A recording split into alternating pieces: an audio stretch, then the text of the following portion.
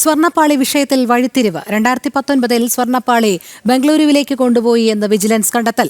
Devaswom vigilance SP Sunilkumar കർണാടകത്തിലേക്ക് പോകും. Sponsor ജോലി ചെയ്യുന്ന ശ്രീറാംപുര അയ്യപ്പ ക്ഷേത്രത്തിലാണ് എത്തിച്ചത്. MS വീണ ചേരുന്നു വിവരങ്ങളുമായി. വീണ, സ്വർണ്ണപ്പാളി വിഷയത്തിൽ ഒരു വലിയ വഴിത്തിരിവ് തന്നെയാണ് ഉണ്ടായിരിക്കുന്നത്. 2019 ഈ സ്വർണ്ണപ്പാളി ബംഗളൂരുവിലേക്ക് കൊണ്ടുപോയെന്നും മാത്രമല്ല അത് സ്പോൺസർ ജോലി ചെയ്യുന്ന ശ്രീറാംപുര അയ്യപ്പ ക്ഷേത്രത്തിൽ എത്തിച്ചു എന്നുമാണല്ലോ വിവരങ്ങൾ വരുന്നത്. ഇതിന്റെ അടിസ്ഥാനത്തിലാണോ നിലവിൽ ഇപ്പോൾ ദേവസ്വം വിജിലൻസ് SP കർണാടകത്തിലേക്ക് പോകുന്നത്?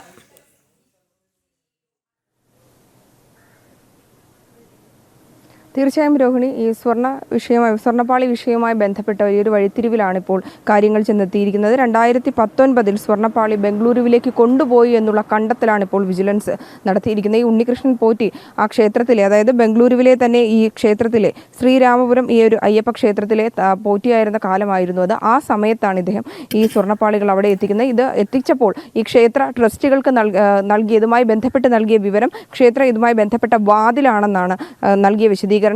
ഇത്തരത്തിലുള്ള വാദങ്ങൾ ഈ പോറ്റിയടക്കം അവിടെ നൽകി എന്നുള്ളത് വിജിലൻസ് അന്വേഷിക്കുമ്പോൾ തന്നെ ആ ക്ഷേത്രത്തിലെ ട്രസ്റ്റികളടക്കം ഇത് സ്ഥിരീകരിച്ചിട്ടുമുണ്ട്. ഇതുമായി ബന്ധപ്പെട്ട വിജിലൻസിന്റെ അന്വേഷണത്തിൽ നിർണായക തെളിവുകളാണ് ഇപ്പോൾ ലഭിച്ചിരിക്കുന്നത്.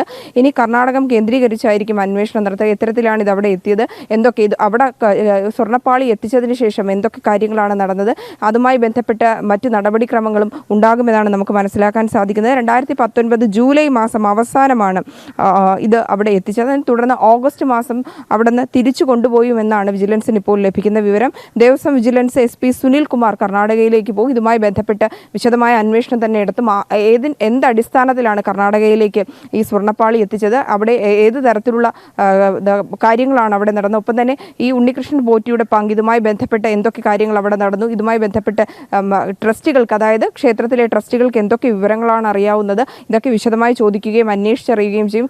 ഒരു വഴിത്തിരിവിലേക്കാണ് വിജിലൻസിന്റെ അന്വേഷണം ഇപ്പോൾ എത്തി നിൽക്കുന്നത്. കൂടുതൽ വിവരങ്ങൾ ഈ അന്വേഷണവുമായി ബന്ധപ്പെട്ട് ഇനിയും ഞെട്ടിക്കുന്ന വിവരങ്ങൾ പുറത്തു വരാനുണ്ടെന്ന് തന്നെയാണ് നമുക്ക് ഈ ഘട്ടത്തിലും മനസ്സിലാക്കാൻ സാധിക്കുന്നത്.